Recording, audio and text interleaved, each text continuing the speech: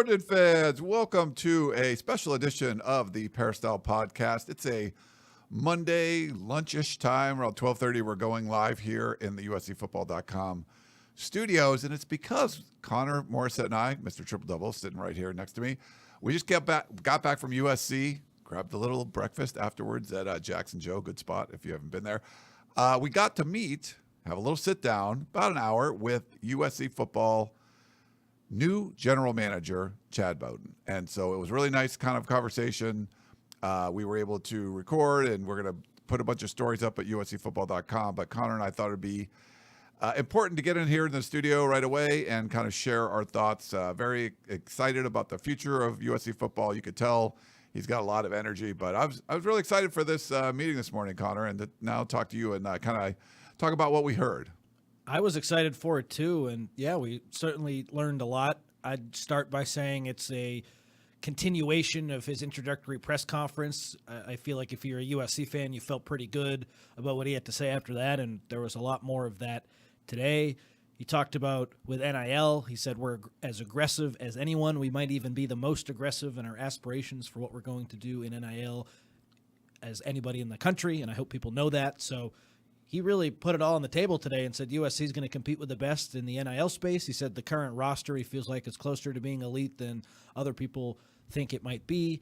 He's all in, and we've already seen the proof of some of these results from him with flipping Jonas Williams, getting Samote Kadewanga to commit to USC, and he mentioned, Bowden did, that USC is going to take the most high school commits, and probably the most from California in some time, but the most high school commits maybe ever, because the rules are different now, and you can take more players. So very exciting day for USC fans. It's too bad we can't play the audio. This was only a recorded thing that we can talk about what was said and we can quote what was said, but no recordings will be released. So you'll just have to take our word for what he said. But yeah, a lot of really fun stuff, and it seems like USC is going to be on the cutting edge, which has not been the case here the last few years. So very exciting. Yeah, very exciting. So we'll get to all that stuff, what Connor mentioned, and a lot more. I just want to let everyone know you can send us your questions. As always, we're going to keep doing these podcasts throughout the offseason. So podcast at uscfootball.com is the email address, or you can call or text us at 424-254-9141. I think people liked the show last week when we talked about the staff and everything coming together and the building to getting those two commitments that Connor had mentioned. So we'll keep it going. If you have questions about recruiting or anything about the team, spring practice starting up in a few weeks, probably. We don't have the exact schedule yet, but you can send us questions for all that stuff. And if you have Apple or Spotify, that's how you're listening to the podcast, you could leave us a 5-star rating. We appreciate that. And on Apple, you can even leave a review. And the great reviews, we've been sending you Trader Joe's gift cards. And we'll talk about Trader Joe's in a second. But we also are live on YouTube, and we got some people in the chat already. If you have questions for us during this show, just put question and I will star it and get back to it later. We don't really have any emails this week, so all the questions are going to come from the chat. So it'll just be me and Connor chatting about what we heard. But if you have questions in the chat, put it in there, and we'd be happy to do our best to take it a crack to answer it. And I do want to thank our sponsor, because Trader Joe's has been so cool to us over the years. Go check it out, TraderJoe's.com. It's always good when, the beginning of the month, you can see the new Fearless Flyer, what's going on over at Trader Joe's. But I just like going to the website, TraderJoe's.com, getting some good ideas. I tried different little cooking things, and sometimes Trader Joe's has these products that are making things easier. If you want to cook some kind of Asian cuisine, you want to do some noodles or some rice dishes or stuff, shiitake mushrooms are like a very common ingredient, and Trader Joe's has sliced shiitake mushrooms that are pretty cool. It's $3.49 for a 10-ounce bag. And so if you've ever used them in cooking, you have to slice them and then blanch them. And sometimes you can freeze them. So this is all pre-done by Trader Joe's. So you can kind of just put them right into any dish you have. So a lot of cool stuff like that. So just check it out. I believe theirs come from Vietnam, but this is very, like I said, common in Asian cuisine. So if you want to do a little Asian cooking, and you want to take some of the prep work out of it, you can just buy the pre-sliced shiitake mushrooms from Trader Joe's and go check that out. Very smart. I was at Trader Joe's this past week. Didn't get any of those, but I'll be on the lookout for them from now on. Picked up some chicken, some breadcrumbs.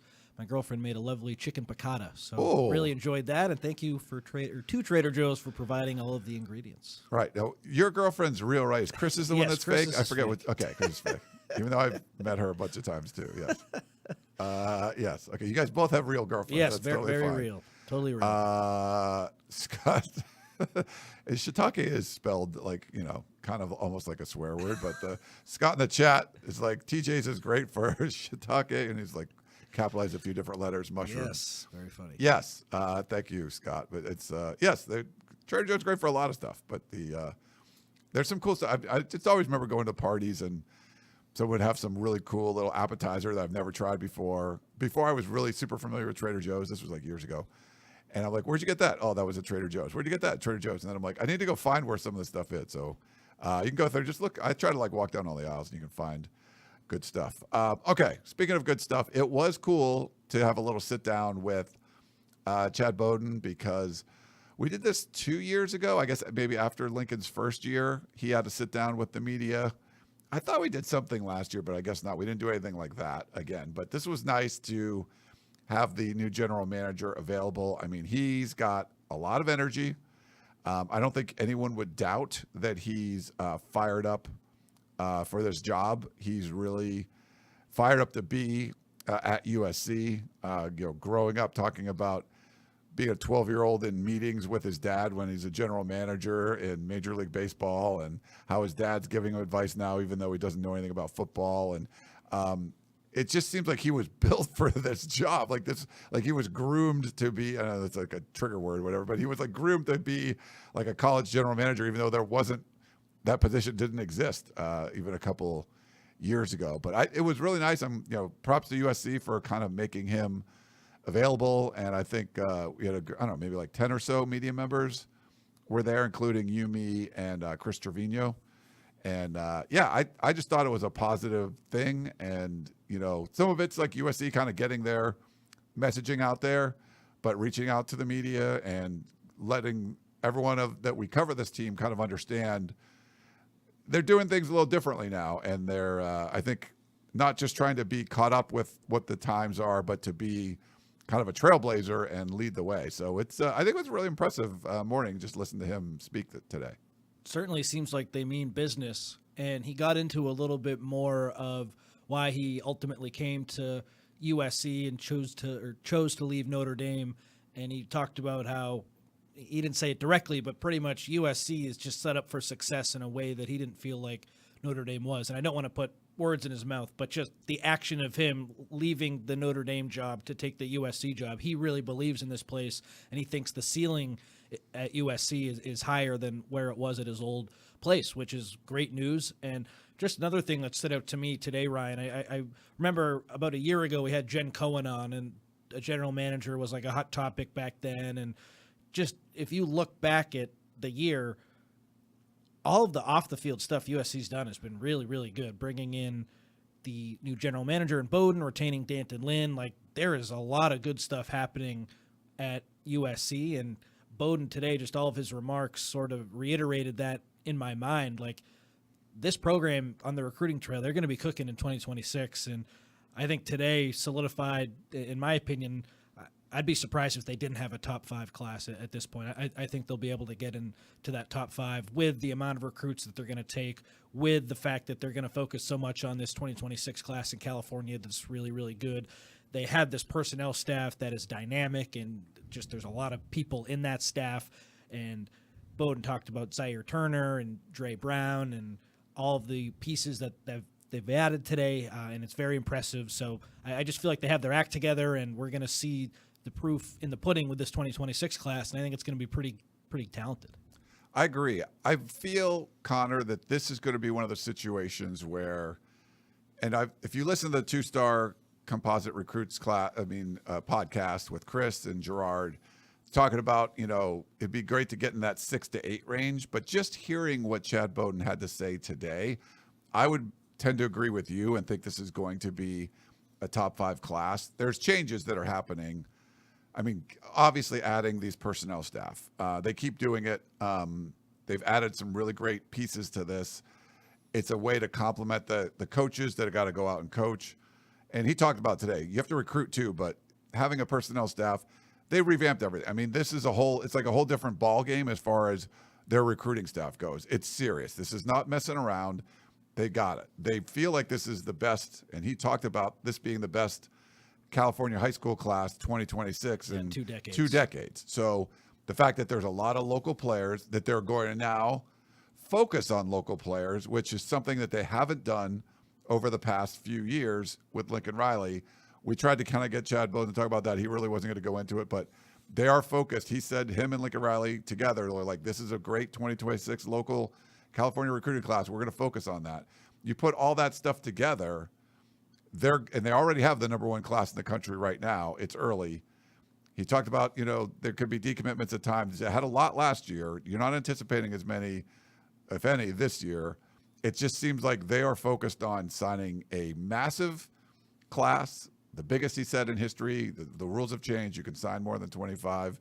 They want a major in high school recruiting and minor in the portal. All of that leads me to believe that they're going to be putting a bunch of scholarship offers out there, official visits, full court press, NIL deals, everything going into building an amazing 2026 recruiting class. And yes, it would have been nice to have a general manager in place a year or two ago, but I think the biggest impact he can make right now is building an amazing 2026 recruiting class. He feels like USC has all the advantages in the world. There's no reason they can't make it happen. So yeah, I would be shocked now at this point if USC doesn't have a top 5 class for 2026, just because there's so much more focus, so much more energy, so much more dedication to building this class. They all seem to be on the same page for it. You couldn't have said that the last couple of years, and now you can. So you feel like, all right, the pieces are in place to have a top 5 class. A couple things stand out to me from what you just said. First, Bowden referenced the Pete Carroll years and said when that program USC was rolling and they were winning national championships, 80% of their recruiting class came from California, and he wants to get back to that. He talked about how history repeats itself. So he saw what Pete Carroll was able to do, and he said, hey, let's copy that exactly. So I think on the board, someone asked me what's the percentage, or maybe it was on the show, what's the percentage of kids from California who will be in this class? And I thought 70 was a little high, but Bowden today talked about getting it to as high as 80%. So they are not messing around with this local recruiting, which has been a complete shift from the past few years, which is obviously a really good thing, especially with this 2026 class being so talented. And then the other thing that stood out to me with what you just said, Ryan, this is just exactly what USC needed in the sense that, like, just having a real leader of a recruiting department and just having a head of roster building and a czar of high school recruiting. I guess I'll use that term. Just someone in charge of that whole piece of it, because we know Lincoln Riley is so successful as an offensive coach. Last year was a little bit out of the norm compared to what he's done. I mean, not a little bit. Usually they've just been so elite. I don't think one bad year makes it so that guy's not a good offensive coach anymore. We know what he can do on that side of the ball. With Danton Lynn, that defensive staff is good. Those guys are going to get coached up really well. You just needed that other side of things to come together, the recruiting, when, like, the coaches can only do so much. And we remember last year when they were struggling, we heard reports of people were sleeping in their office, and they're working so hard. They're grinding as hard as they possibly can to try to win these games. Like, now you have someone who can just take a major part of their job description off their plate and Bowden and just focus on recruiting. The coaches will still do some of that, of course, but, like, this should just help them so much. And that stood out to me today too, because Bowden, right after the meeting with us, he's going to go down to Orange County, meet with donors face to face, try to raise some money to up USC's NIL budget a little bit. Like, can a head coach do that when you're planning a game plan and recruiting and you're just wearing so many hats? It's nice that this takes some of the pressure off of those other guys, and I think that's going to pay big dividends. Yeah, you mentioned that. We'll get into that real quickly and get back to the recruiting and stuff. I mean, you're thinking about general manager. It's this roster building, it's roster maintenance, it's the evaluation pieces, all the stuff that kind of goes into contracts and trying to figure out where you need to go now, if you hit guys in the portal, recruit the high school players, whatever you're doing, and then to learn afterwards. We both, got talked with Chad Bowden after, like, our meeting, and he let us know that that he was going to Orange County. He told us he was going to drive down to Orange County, and he's learning. He's talking in miles, and we're trying to tell him you can't. It's not miles, it's time. Like 5 miles, it could be a half an hour. It could, 30 miles could be 2 hours. It doesn't matter.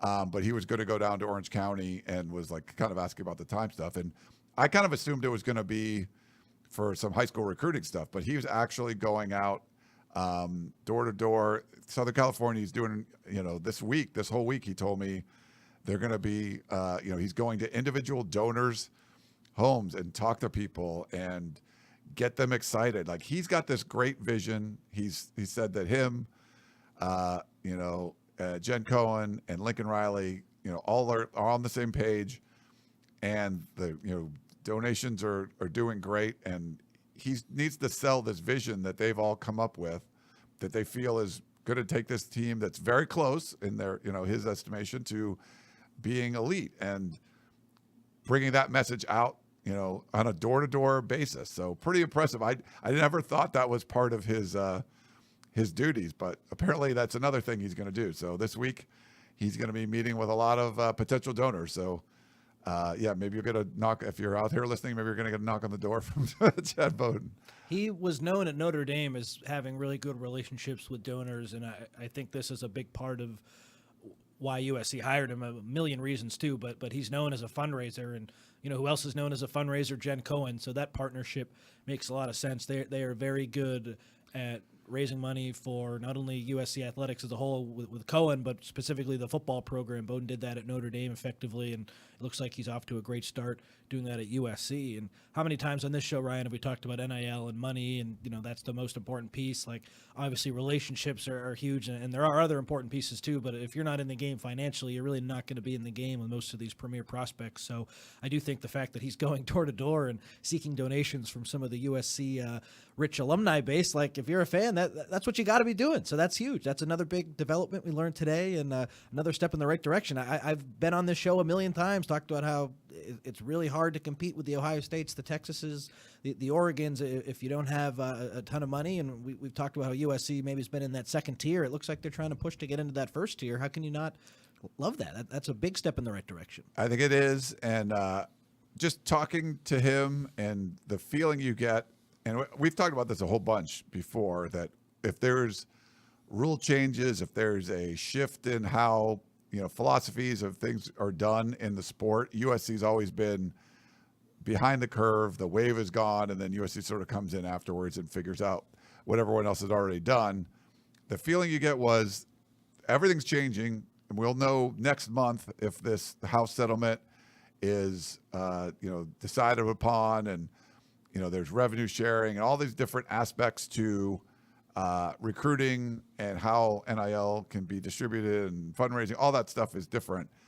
You get the feeling like they've planned out, here's what could happen, and here's our plan for this. And if this happens, here's our plan for that. Like, this feels much more ahead of the curve. Him coming in and talking about, we're going to have the biggest, high school recruiting class ever. I mean, that sounds like it's part of a bigger plan, that they looked at this class going, this is a huge deal. There's so many good players here in Southern California, and we're going to be as aggressive as anybody. I mean, he meant, like, Oregon, Ohio State, Texas were mentioned about, NIL aggressiveness, and he was putting USC up there with them, if not the highest. So it seems like they have they've come up with their plan. They feel like it's a visionary, a look ahead plan, not reacting to something that happened and, people were ahead of you months or years. That's a good feeling, that it feels like they know what they at least have a plan for what's going on. They've seen what could be coming down the pipe, and here's what we're going to do to adjust to that and make this a successful program. So that vision, the aggressiveness that they're using, that was impressive to me. No longer flying by the seat of their pants. Yes. When NIL was legal, it's like, oh, crap, we better start doing this. Now it's, when this rev share hits, here's what we're going to do. We're going to do things like, we're going to be ready for whatever changes come. And Bowden understandably couldn't get into specifics. Like, he didn't talk about how many scholarship players ideally they would have in 2025, with the new limit being 105. I asked him about that. They didn't talk specifically about, like, House of Victory contracts, because we've heard some stuff about how the contracts maybe differ at other schools. He didn't get into the specifics with that, but, like, it's nice, Ryan, to what you said, where something is going to change in the future. USC will be ready for it, and then they'll already have a plan in place, where in the past it's like, oh, NIL's legal now. Oh, the early signing period is going to be in December. We should probably sign our guys. That, oh, crap, we were planning for February. They're not reacting to something that has happened. They're planning for something to happen, and then they'll react accordingly, which is obviously much better than what's been happening previously. Yeah, so that was impressive. I know we had a comment like early on, or does it say adults in the room? Yeah, from I'll put it back up again. USC Q-Band, like. Yes, it's. I mean, that was kind of the joke when Clay Helton was like made the permanent head coach. They needed just some adults in the room because there was too much weird stuff going on with Lane Kiffin and then Steve Sarkisian. But this is adults in the room, I think, that know what they're doing, that have a plan to, to actually have real success, not hoping and seeing what happens. Like they are pushing it. They are doing whatever they can, and it has to be this synergetic relationship. Lincoln Riley, Jen Cohen, he was asked specifically about like the hierarchy and recruiting. He's like, they're all one team. So they're all on the same page. He had some glowing things to say about Lincoln Riley, saying he's the best recruiter he's been around, and talking about he's a head coach that actually evaluates where a lot of the head coaches don't. So he was kind of incorporating that. And then for Jen Cohen, he talked about having like a 2-hour call with her when he first was, interested in the job, or they were interested in, hiring him and all that, and called her an animal and said he's she's the best he's been around. Just how aggressive she is and visionary and all that. So it seems like it's a good team that they're putting together here. And if it does take, we know Lincoln Riley can do some amazing things as a coach. The whole sport's changed and they've struggled a little bit, but I think you take some of this stuff off his plate, let him focus on what he's really good at. Chad Bowden seems like he's really good at this. Jen Cohen seems she's really good at running the whole ship, and let them all kind of work together. And it's, you think the results are going to be good, but he had a lot of glowing things to say about his kind of partners in this, Lincoln Riley and Jen Cohen. On paper, yeah, the partnership works, but we all know now, what's the House of Victory campaign? Time to win. Is that what it is? That's the slogan? Win now, or something like that. Something like that, yeah. Like, I think everything is in place, but the damage of another bad season could really hurt things here. So that's why I like these moves too. Like, there's no more excuses. In the past, it was like, oh, well, the NIL when we got here wasn't anything. We're playing catch up. The facilities, the recruiting before we got here was bad. Like, now it's year 4, and everything around this staff and this program has been improved, and I'm really looking forward to the season because I think the right people are doing the right thing. And I just wonder, Ryan, how much Bowden can have an impact on this upcoming roster. He'll only have the spring portal to really make adjustments, and I thought what he said was interesting when I asked him about that. He said, what we'll do will depend on what we see in spring ball. So they're going to evaluate the current roster during the spring because so many of the guys are new and maybe got here halfway through the semester. And then after that, they'll work as a staff. If they don't love what they saw at spring ball, maybe they'll be more aggressive. If they like what they see, they'll be less aggressive. So that's sort of the first major test, like we've talked about, is that 2026 high school class. But like the first big quiz, I'll say, is that spring portal. And it's going to be interesting to see what strategy they deploy if they think they need to make a bunch of upgrades. If good players enter and they want to make a play at some of those guys, even if they don't necessarily feel like they need to upgrade a specific spot. I'm excited to see this new staff work during the spring portal and see how many new bodies they want. Yeah, I think there's obviously multiple parts to this. And looking at what the plan is for recruiting, there's the high school aspect. And I think all the USC fans and most of the people have been on USCfootball.com a long time. They just love high school recruiting.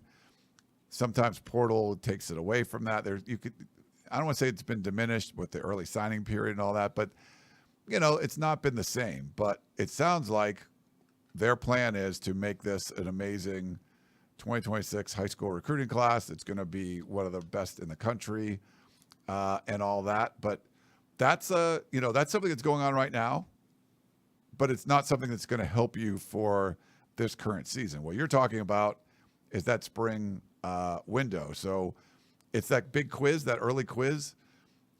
I think some of it's the evaluation part. And I think having more eyeballs out there, a bigger personnel staff, sometimes as a coach, you're like, he's our guy.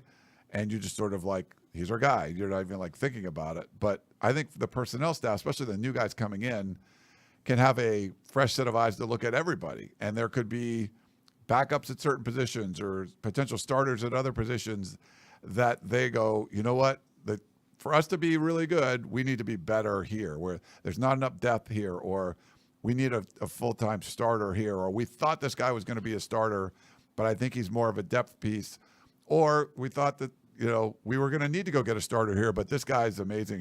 We can develop him, and he's going to be our, you know, day one starter for 2025.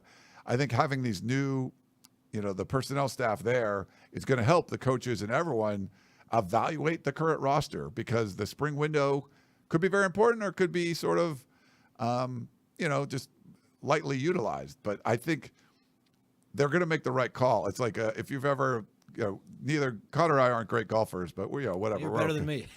But if you've ever gone on a course where you've had a caddy or a four caddy or someone that's an expert telling you what to do, I can't always hit the shot, but sometimes I do what I think I want to do, I do it.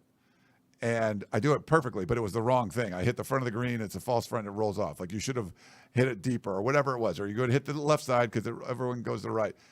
So you want someone that's, I think sometimes you make these calls and you didn't really have the best information. Like, you have that caddy that's telling you what to do. If you execute, you know you're going to get good results because he's telling you exactly what you need to do.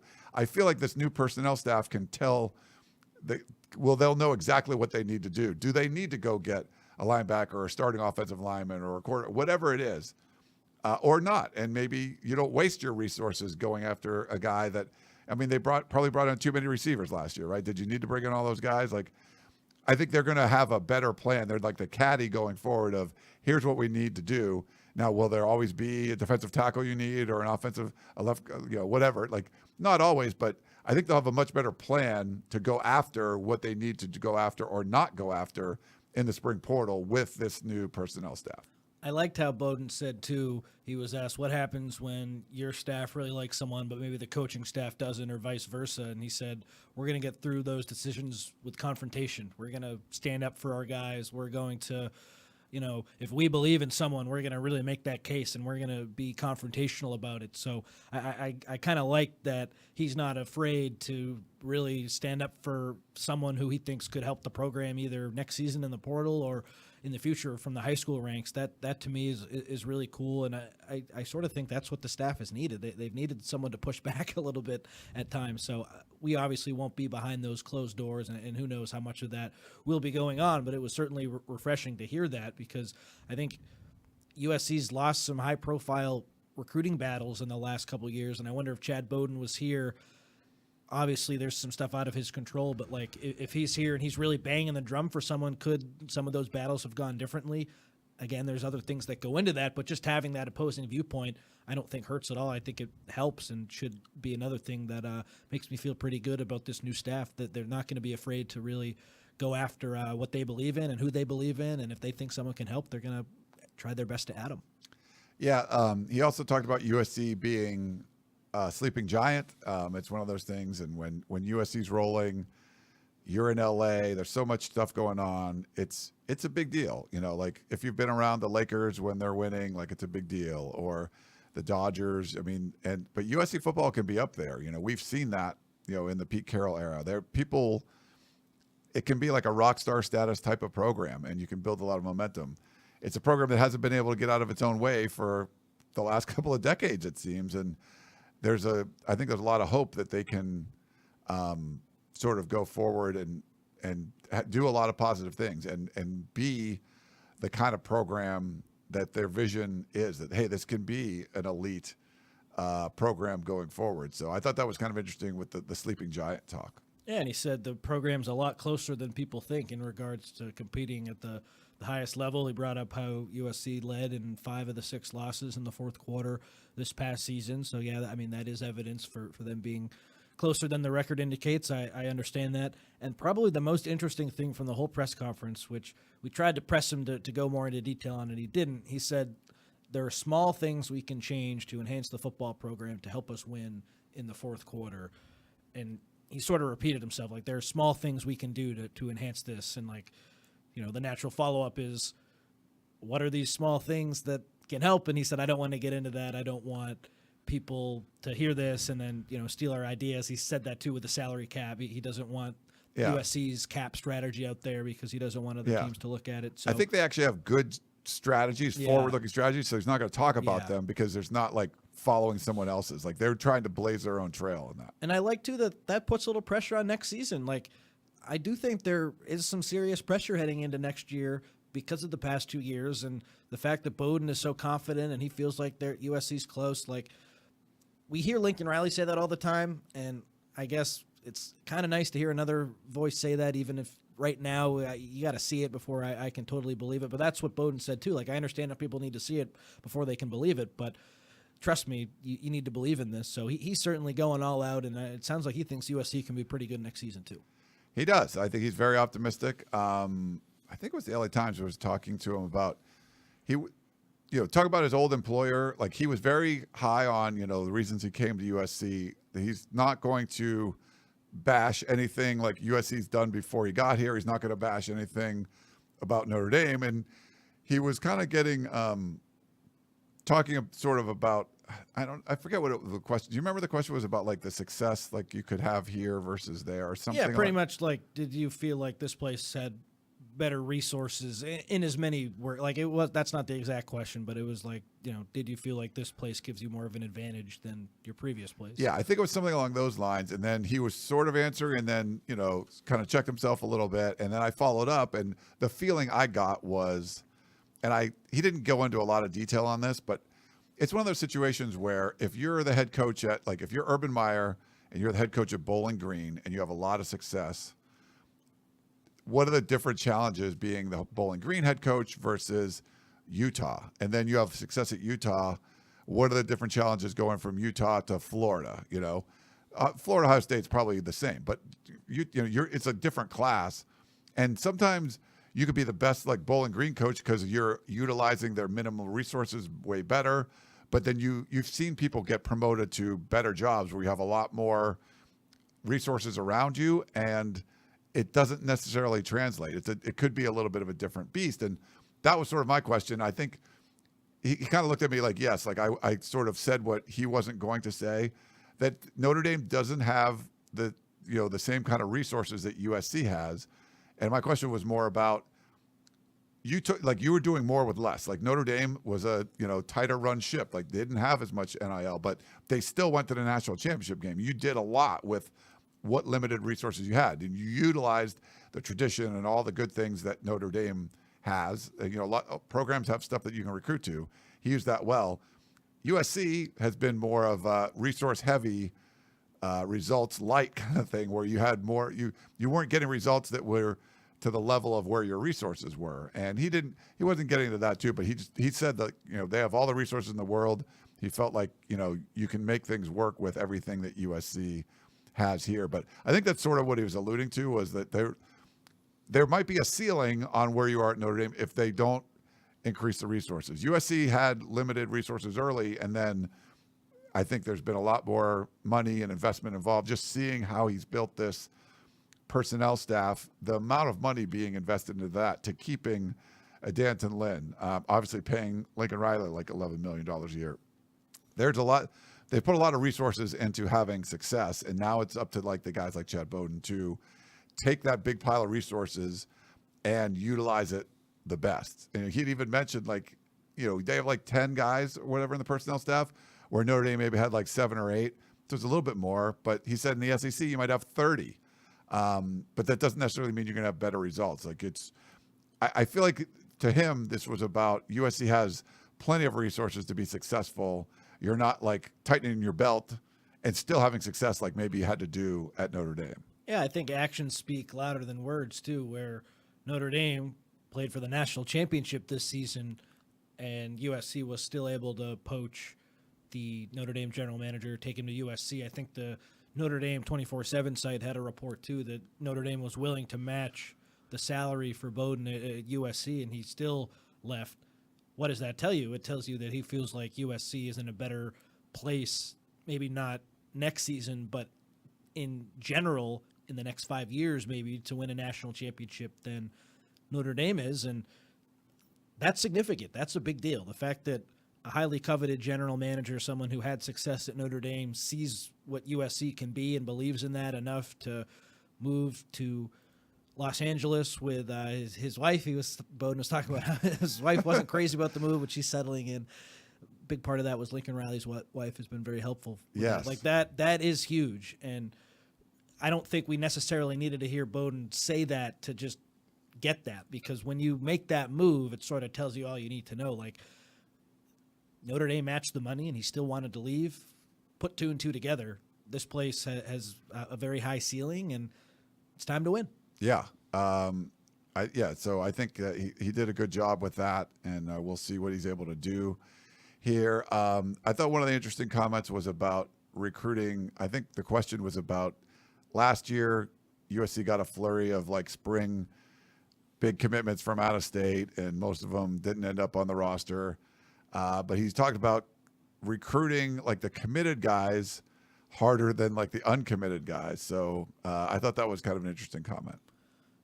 Made a lot of sense to me too. When USC's had some problems hanging on to recruitments, it pretty much sounded like the recruitment really starts once these guys get committed. And Bowden said then when they are committed, they're part of the family, and we have to recruit them to stay in the family. So that was an interesting perspective too. I'm sure in the past USC continued obviously to recruit their committed guys, but it seems like that's more of a Chad Bowden thing. Like, they're going to do that even more so now that he's in charge there. And with the personnel staff like they have the resources to do that. They're going to be in kids' ears every day. Bowden talked about how they want to be recruiting these kids every day, and once they commit, then the level of recruiting increases. It doesn't decrease. It's not like, okay, we got this kid, now we can focus on other targets. Once a kid commits to USC, then they get even more recruited. So another maybe different strategy than what USC was doing previously. And again, I'll say so far so good, because Bowden has already flipped Jonas Williams from Oregon and landed Samote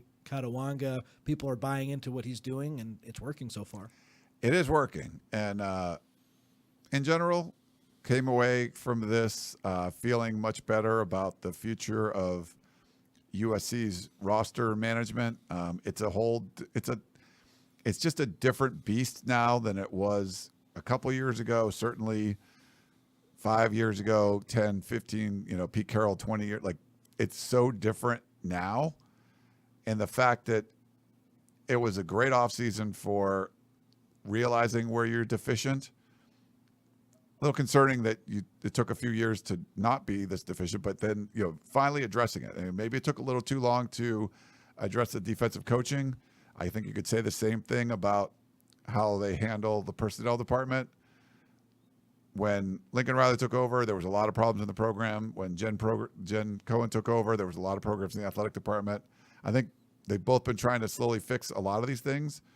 And this is a year where you're just like, all right, I don't know what else could be a problem that you haven't fixed. It seems like you fixed everything, and now you got to go out and win, like you were talking about. But I think came away from this impressed and feeling much more confident, and that they're going in the right direction with this. I think for them to go out and really focus on California recruiting, 2026, get a top 5 class, I think that's should be music to USC football fans' ears. Like, that's what you want to see. That should have been the focus, I think, from the very beginning.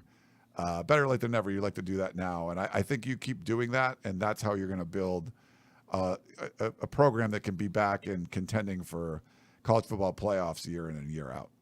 They have the pieces in place, but looking at the roster, we've talked a lot about what it looks like going into the spring, where Jaden Mayava was sort of up and down last year, where his highs were really high, but his lows were pretty low. The offensive line is revamped. The defensive line is revamped too, and there's some bigger bodies in the middle. They returned some good edge rushers. Now the time needs to come for them to just take that step forward. I think they have the pieces in place to be good in the future.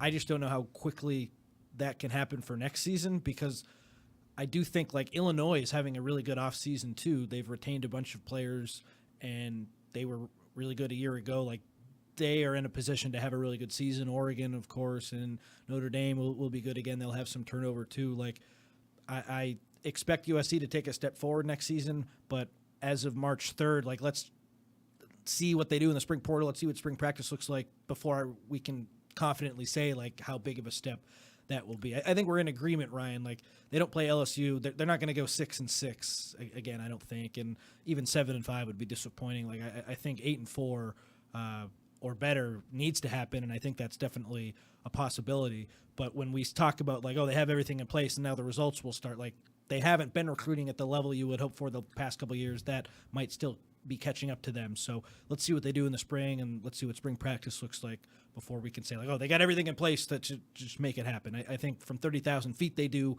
Now they just got to continue to fine tune the roster. And with Bowden in place, like this 2026 class should be really good. I think the 2027 class will be really good. And going forward, remember when Riley said like this will be the worst roster we've had at USC? Like I feel like now that Bowden's in charge, this upcoming season should be the worst roster that they'll have with him, and it should only continue to get better, which is good. Agree there. And, spring ball will be fun, but I feel like they're going to address needs. And Yeah, I think they're going to. So Yeah. I don't know if it's going to be a spring portal window that's like, oh my God, that, the craziest thing ever. But I think you probably come away going, that makes sense. Like they'll make moves that make sense to help, win. And I think Chad Bowden is like we've heard the whole, they were close. They were at fourth quarter lead in the first 5 games and all that kind of stuff. I mean, you shouldn't have been close with some of those teams anyway. But when he was talking about the little things, I'm a big decision person. Like we make thousands of decisions like every day, and there's some people that just aren't very good at making decisions, and then you end up, the analogy I always use is like, one parking ticket's not going to kill you, but if you ignore them and you have 10, well, now there's a boot on your car. That's a series of bad decisions you made by not figuring out after parking ticket 4, I need to fix, like not park here anymore or do whatever.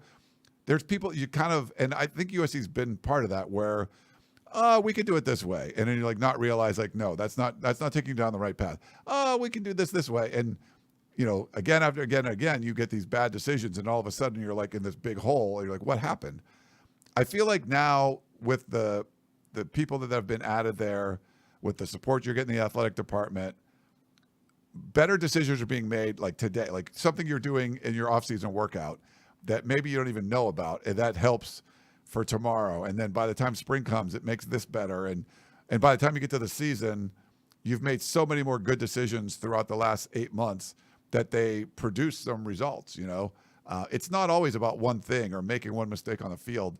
A lot of times it's just like small choices that you've made throughout the days, weeks, and months leading up to the big event. And if you would have made a better decision 8 months ago from one small thing, and that cascades into more, I really believe that. And for him to be like, there are these little things, I mean, that tells me he knows like there's just these stupid little decisions that were made that you change this and it changes, it'll make bigger changes down the road. So that's sort of the gut feeling I got from it. I don't know if you agree. Do you have any thoughts on what those little changes are?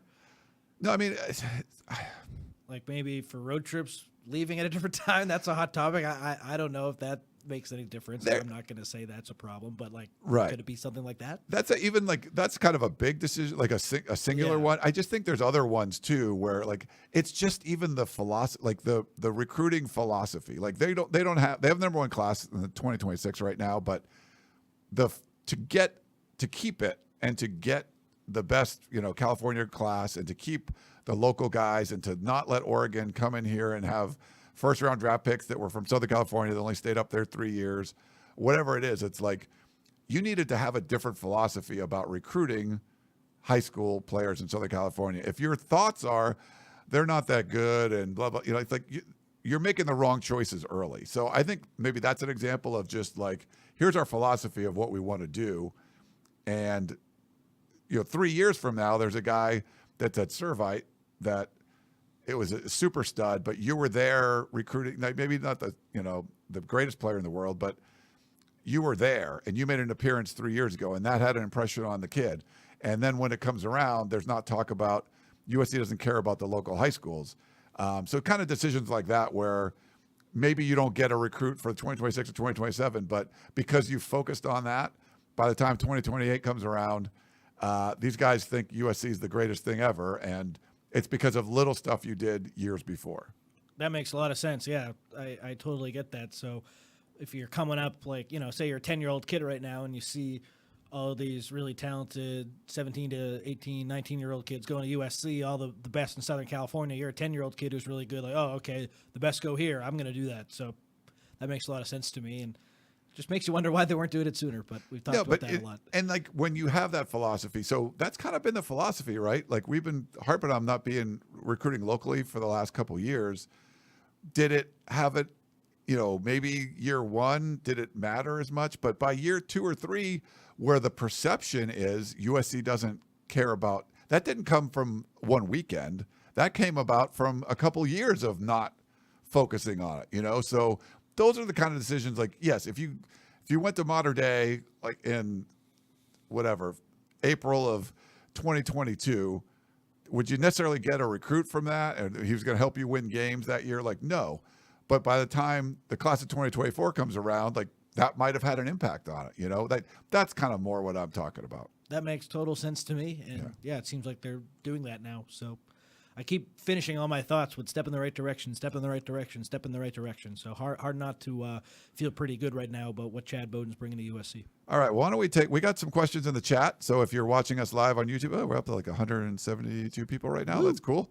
I know we literally gave you zero notice on this because we just decided like we should probably go talk about it because we had the meeting this morning. So thanks for jumping in the chat on late notice and joining us. If you're listening on the podcast, thanks. I'm glad we can be in your feed. We love doing that. But what we'll do, especially for our podcast listeners, we're going to take a quick break and we'll come right back and answer questions. If you are live in the chat, again, thank you. And you can keep putting questions in there. We'll do our best to answer them.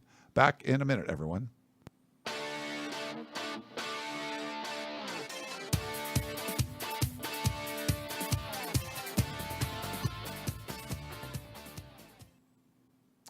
All righty, we're back here on the Peristyle Podcast. It's not an emergency podcast per se. We're just doing one impromptu because we had a meeting with USC General Manager Chad Bowden this morning that both Connor and I coming away feeling very positive about the direction the program is going.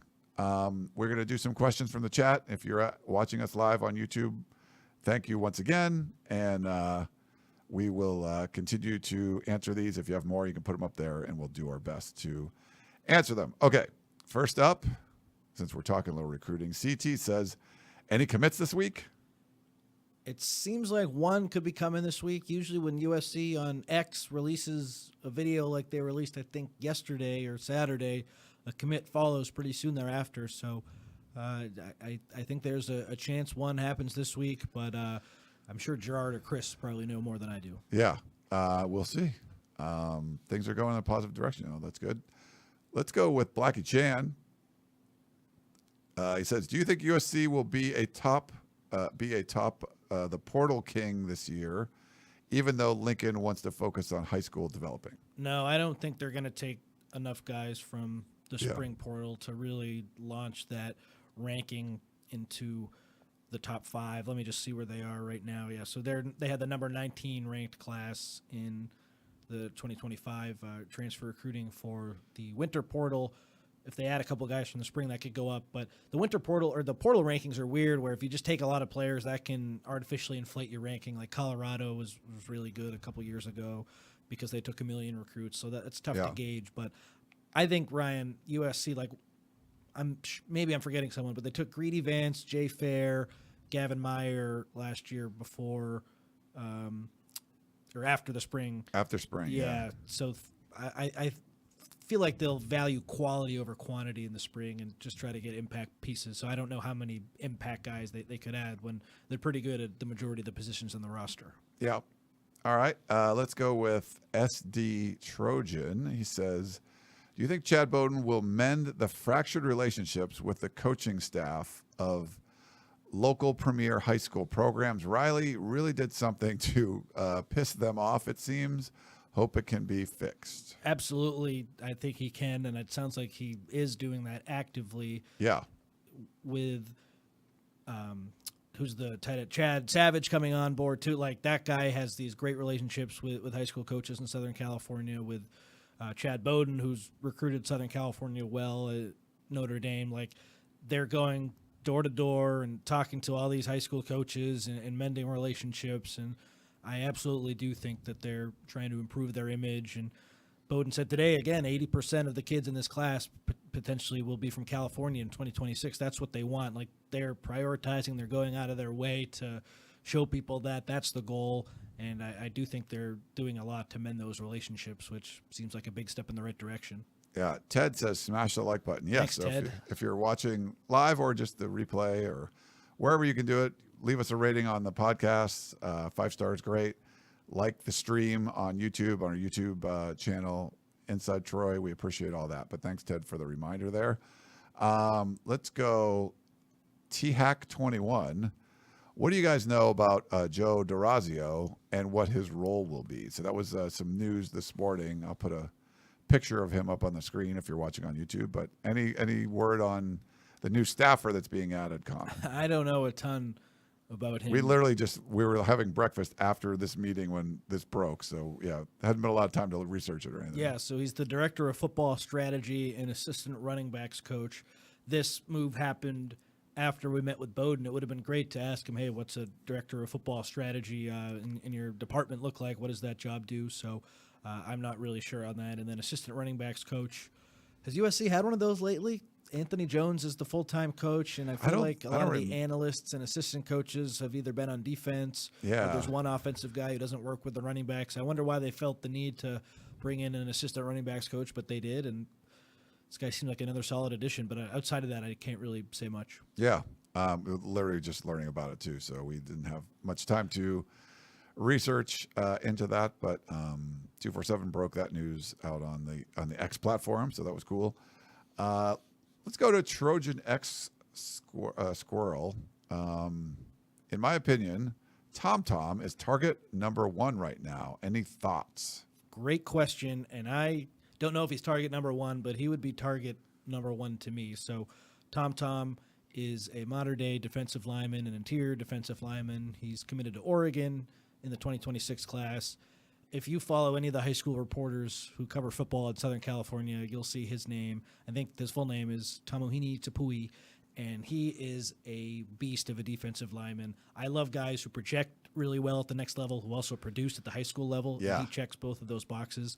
And I think if USC flips him, which there's been a conversation about that, like Gerard talked about his barometer for this class was Samote Katawanga. My barometer, or one of them, is Tom, because this is a kid who's committed to Oregon. This is a kid who Oregon really wants. Don't get it twisted. He is a big priority for them. They really want to keep that commitment. Whereas I don't feel like Oregon in the past valued Jakeem Stewart the way USC valued Jakeem Stewart. I feel like with Jonas Williams, Oregon, even though he was committed, there's a reason USC was able to come in and flip him. If you flip Tom, that to me is an unquestionable win against Oregon for a player that they really, really want. And I don't think that 100% has happened under Lincoln Riley. So I think that would be huge. That would be the barometer in the sense of you've done something that you haven't done in the past. I think he's a hell of a player, someone you want to build around in the trenches. So to me, he's barometer number 1, priority number 1, however you want to say it. I agree with what the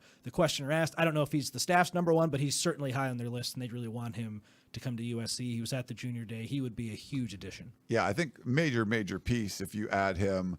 For Gerard's sort of like barometer talk, maybe not like that wouldn't, it would say indicate the direction this class is going. If you get him, I mean, if you don't get him, like they could still have a great class. It's one of those things where you feel like if you do get him, though, you're talking elite. Like this is if you want to play with the big boys, if you're going to take a top priority recruit away from Oregon and not allow them to come into your backyard and steal the guys like they've been doing for the last few years. Huge, major move if they can do that. So we'll see.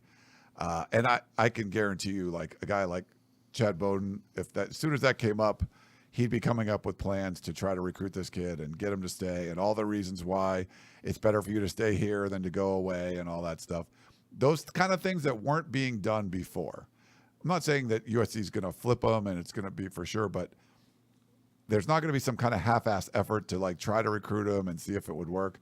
Like, I feel like this personnel department is going to be like, we're going to figure this out. We're going to make sure we're full court press, try to get him to switch and stay home and go to USC with a plan. And maybe it works, maybe it doesn't. But I feel like this will not be some half-ass effort. It will be, well thought out and give him the hardest decision he would have to make if he sticks with his Oregon commit.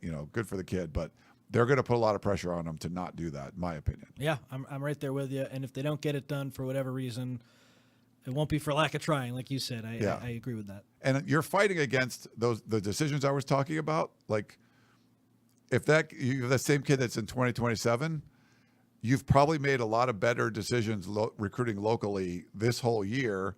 And then maybe that player doesn't commit to Oregon first, and you have to flip him. Maybe now it's a battle to see if he's going to commit to USC or commit to Oregon.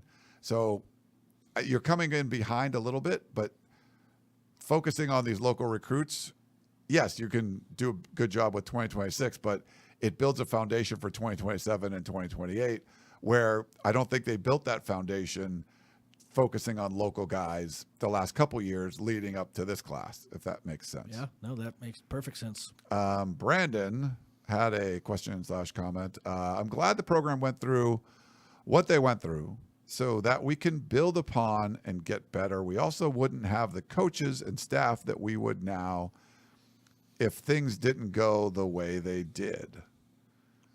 So Riley talks about that too. Like, I don't know if we could have had Danton Lynn if I hadn't have brought back Alex Grinch. I don't know if we could have had Chad Bowden if we initially wanted Chad, like if he was our first target way back in the offseason before this one when he was hired.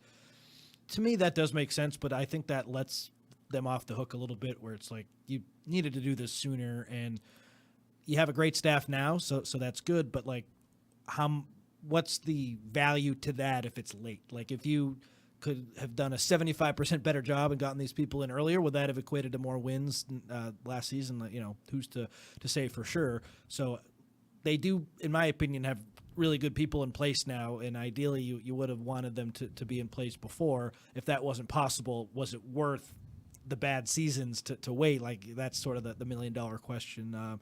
So I get when Riley says that, but I also think it's a little bit of an excuse that they could have made changes sooner.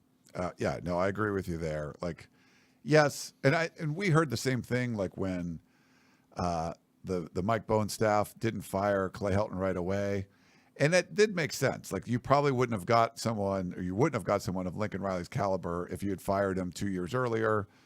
You would have got more of a bridge, guy that wanted to come in. They needed to fix a lot of stuff in the athletic department. And to their credit, they did, and they were able to land Lincoln Riley. And, but I think sometimes it's an excuse too. Like, but I get it. Like, when there is a lot of problems and a lot of bad decisions were being made for years and years, like sometimes there's just a mess you got to clean up before you allow, the best leaders to possibly come in. But I think you got much better leaders in there now, and hopefully they're making a lot of good decisions.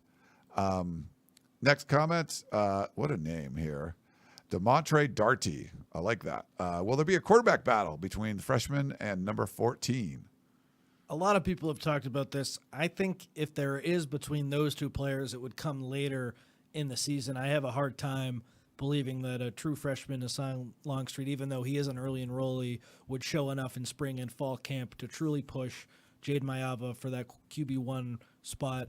I think Longstreet's a little raw and we'll need some time to develop, which is not a shot against him by any means. I think his ceiling is very high. It's just so hard to come in as a true freshman and beat out an established guy. Like, Bryce Young didn't beat out Mac Jones. There's a lot of examples of really good quarterbacks who that first season they can't get on the field, and it's probably for the best. Look at what Tom Brady believes in. He thinks it's important to sit at the professional level, and he sat at Michigan. Like, it's hard to come in and play right away, even though we're in the era of now. So I don't think so. Where I do think there will be a battle is for the backup job between Sam Heward and Hassan Longstreet. And let's see if USC chooses to bring in a quarterback after spring camp. I have heard nothing that makes me think they will for sure, but I think it's an interesting thought when we hear Bowden say we're really close and the pressure's on to win next season. Like, if you can upgrade the quarterback spot and there's someone out there who's really good, maybe isn't settled at their spot, and you can go make a big splash, I wonder if they'd make that choice. Let's go to Trojan X Squirrel again. ND fans are saying that Notre Dame did not match USC's offer for Bowden. Who's telling the truth? Where can I source this? I'd have to go to the Notre Dame board, but one of their writers had a report that said I can report that they did match it. Maybe it was after taxes or something, so maybe it was a little less. Maybe it was taxes are here more, but I think they went out of their way to try to keep him. Yeah, I had heard that USC did make significantly bigger offer than what Notre Dame was paying him. I don't know. I didn't hear for sure like what they sort of countered with, but I thought too that USC was paying more money, and maybe the package was more of, like you said, well, with the taxes and the cost of living, like actually you'll be making more here. Maybe it was something like that. I don't know, but whatever it was. The package USC had a more attractive, better package, and he ended up coming. I'm going to look for the post, and if I can't find it, I'm sorry. But Kevin says, with a lot off his plate, does Lincoln Riley go back to coaching quarterbacks full time? No, because Luke Heward is the quarterback coach too. So, Riley is so involved with the quarterbacks, but I don't think he'll be that guy full time like he was before Heward was the quarterbacks coach. Before they had a quarterbacks coach, there's a reason you have a quarterbacks coach, and that is to take a little bit off your plate. So maybe he'll be more involved. Yeah. Maybe he'll be less involved if Maeva now is in his second year. I don't know, but like if they didn't have a quarterback coach, that would make me say he'd be back with them full time. But I'd say he'll be back with the quarterbacks like 80%. That's just what he does most of the time. He's in there with Heward a lot, but I don't think it'll be like 100% full time. He's the position coach for the QBs. It's different now. Yeah, I agree with you. Jeff, side note, have y'all picked which city the road trip meetups are going to be in? So All of them. Yeah, we did one in every city. We did 2 in Vegas last year. We were just talking about this on our drive to or tour from breakfast. I forget what it was, but 3 of the road trips are going to be flying through Chicago. So Illinois, Purdue, and Notre Dame. Those are all I believe you fly to Chicago for all of them. We would always fly to Chicago for Notre Dame. I guess you could fly into South Bend, but we did a great meetup in 2023 at the Theory Bar in Chicago, and they totally embraced us. We packed that freaking place. We all went out for deep dish pizza and then got to the meetup a little bit late, and it was filled, and they were like cheering my name like when I came in there. It was crazy. It was a lot of fun. So we are definitely going to call, I still follow them on Instagram. I think we follow each other. I will reach out to Theory again. We'll probably have 3 meetups in Chicago at Theory because it was such a good time in 2023. So that's the plan, Jeff. And we had a great one in Oregon where Connor and I arm wrestled. That one got a little out of control. We had a few too many beers there. I got a great hat from that one. So what was that place called? That was so we'll probably do that one again. Yeah, that was a great spot. I don't remember that name either, but you got a hat, like you said. I love my hat. Yeah. It's great. I'll buy another one. I can't remember the name of that of the bar, but it's some brewery kind of thing in Portland. But great food, sort of like microbrew kind of stuff, gastropubby. And that was great. We had a great time with that one. So we'll keep doing that. Okay, we got one last one. What are the chances? This is from Fact 21. The chances that Clay Helton comes in and beats USC in September when Georgia Southern heads to USC. I know nothing about that team right now, but pretty low odds. Yeah, I would say very low. Hopefully. I would say very, yes. When Clay Helton had more talent than opponents, there were struggles. But, he had a couple upset wins. I think he beat Nebraska his first year at Georgia Southern. And, Nebraska had to go get a new coach and all that stuff too. But, yeah, I feel like it's one of those things where, no, that's not going to happen. It will be a really kind of weird moment, though, just to have Clay Helton back in the Coliseum. Yeah, wow. That'll be something. But no, I would be shocked. I don't know what I would do. I might have to shut the website down for a couple of weeks. Yeah, I don't think that would not be pretty. That's about as bad as it can get. If Clay Helton comes in and beats Lincoln Riley, USC fans didn't want when the coaching process was going on. They didn't want James Franklin to come in because they saw him lose to Clay Helton, and they just assumed James Franklin can't be a very good coach. Now, he went to the semifinals this year, and I mean, he got Vanderbilt ranked twice. Like they can't win a game in the SEC, and he got them to have a winning record and go to bowl games and be nationally ranked. Like, I think they've only been ranked like 3 times in 100 years, and 2 of them were James Franklin years. There's 2 of his first 3 or something like that. But because he lost head-to-head against Clay Helton, he was can't even consider James Franklin as a coach. That would just kill all the momentum. So hopefully it doesn't happen, but I don't think it will. We're probably wasting our breath talking about it. But. Very much wasted breath. Yeah. Blackie Chanzos, are you going to talk to Clay Helton? I like talking to Clay. Like, I think he's a very nice person. People at the end, when I would say that, they would get mad at me because he has to be this evil person. Like, he's not evil. He's a nice person. He just wasn't a very good head coach, in my opinion, at USC. But, we get that little media room afterwards. But I bet you some of the local media will pop their heads in and say hello to Clay Helton. I will try to do that as well when that game goes on. So, he's one of those guys that remembers your name and things like that. So, yeah, I think everyone would probably say hello if there's an opportunity to do so. And maybe they'll do something like special, like he stops by. I don't know. I'm not sure how they can do it. But, yeah, I mean, I'll do my best to say hi to Clay. I could text him or something, but I don't bother him. But maybe when he comes in, it'll be like, hey, how's it going? He was always very nice to us, very accommodating. And when I'd say stuff like that, people would get mad at me but he's a very nice person. And he's had some, they've been pretty good down there, right? Like they've had some cool wins. I think they made a bowl every year, but I think they hover around 6-6. And then Dylan says meet up in Nebraska. So one of my buddies that I play golf with and volleyball with and stuff, he was a football player at Nebraska. He'll have some ideas, so we'll come up with something. But send us ideas for that. But I think for the most part, we're set. Like we'll do the same brewery in Oregon, and we'll go to Theory in Chicago as long as they'll have us. So that'll be good. Looking forward to it. Yes. All right. Well, that's going to wrap things up. Any final thoughts, Connor? Let's see what happens in the 2026 recruiting class after today. Feel very good about it. Yeah, we'll see. He's out. Chad Bowden's out there knocking on doors, trying to get donations to build this roster, keep the roster. They want to have the massive 2026 recruiting class. They're already ranked number 1. Have a hard time not picturing being a top 5 if this is the plan for them going forward. So we'll see. We'll see how it comes out. I had the wrong graphic up as far as our Twitter handles. Our X handles up there. So I had the one for 3 shot. It was Nate Clifton. Remember when we had him on? Like the last time I had like a yes, 3. That is not me. A 3-person one. Yeah, there was. Sorry about that if you're watching that on YouTube. But anyway, for Connor Morrissette, I am Ryan Abraham. Hope you guys enjoyed the show, and we will talk to you next time.